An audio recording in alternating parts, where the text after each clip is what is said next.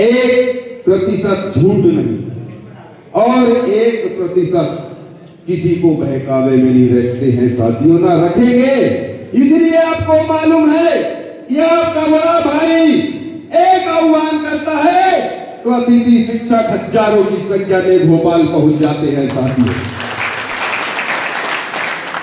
आज आप और हम मिलकर अब तो दुगनी ताकत हमारी हो जाएगी और जो अन्य संगठन भी है जो यदि सत्य की विचारधारा पे चलेंगे उनको भी हम शामिल करेंगे। और बात रहती साथियों कि गरीब अतिथि शिक्षक 300-400 रुपए रोज के लिए दिन कमाता है और उनका एक एक पैसा उनके पसीने का पैसा है, एक एक पैसे में उनकी आत्मा है। तो मैं मेरे पदाधिकारियों से भी कहना चाहूंगा कि उनके एक पैसा भी बेईमानी से मत लेना, नहीं तो ऊपर वाला उसका बदला जरूर लेगा। आपको मालूम है कि गरीबों की हाय में लोहा बदल हो जाता है तो हम तो इंसान है साथियों। और कोई ये भी गलतफहमी में ना माने कि हमने इतना दिया, हमने इतना खाया, कुछ नहीं हुआ, क्योंकि हम लोग थोड़ा सा वेट करते हैं।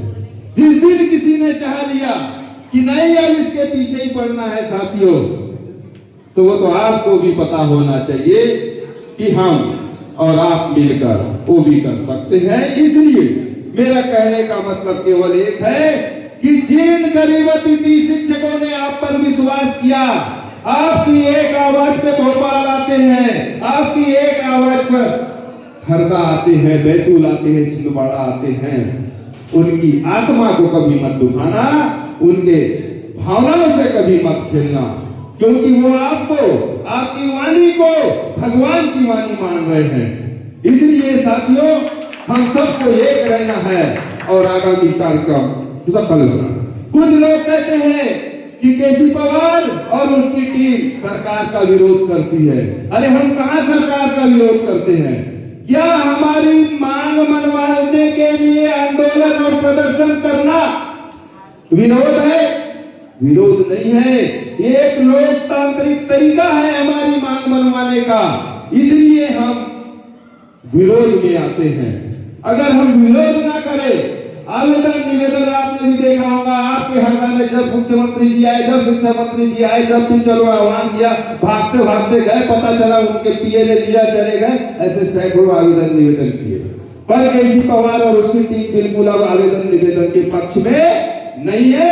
सबसे पहली बात समय नहीं है, सबसे पहली बात ये हमारी उम्र देख लो, अब कौन सी उम्र बची है कि और 4-6 साल बाद अपन आंदोलन करें, उसके बाद लेंगे, तब तक तो कहां की तैयारी हो जाएगी है? तो इसलिए आंदोलन आज अतिथि शिक्षकों की आवश्यकता है और धीरे धीरे सब बाहर हो जाओगे तो आपकी एकता भी टूट जाएगी।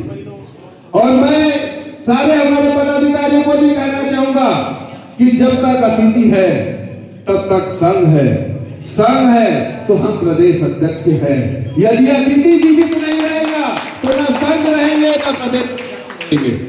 इसलिए पूरी निष्ठा, पूरी ईमानदारी, तब तपस्या से हम आपका काम करेंगे। और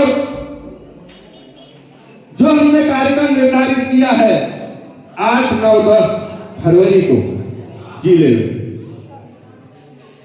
उन 3 दिनों के कार्यक्रम में ये मत सोचना कि मैं नहीं जाऊंगा तो क्या होगा। एक 2 लाइन ने हमें बहुत कमजोर करके रखा है। एक तो हम कहते हैं इतनी बार भोपाल गए कुछ नहीं हुआ। अरे भैया नौकरी पान की दुकान पे नहीं मिलती है कि एक बार जाएंगे, अगर एक बार जाने में नौकरी मिलती तो सारी दुनिया भोपाल पहुंच जाती। वेतन भोगियों के अभी कुछ हमारे आदरणीय ने उदाहरण दिया था, 18 साल लड़ाई लड़ी उन्होंने। अगर आपके आजू बाजू कोई वेतन भोगी साथी होगा उनसे पूछना, 18 साल लड़ाई लड़ी। हमें लड़ना तो पड़ेगा। तो ये 2 लाइन तो हटा ही देना आपने इससे कि हम इतनी बार भोपाल गए तो क्या हुआ, और एक दूसरे की हम नहीं जाएंगे तो क्या होगा।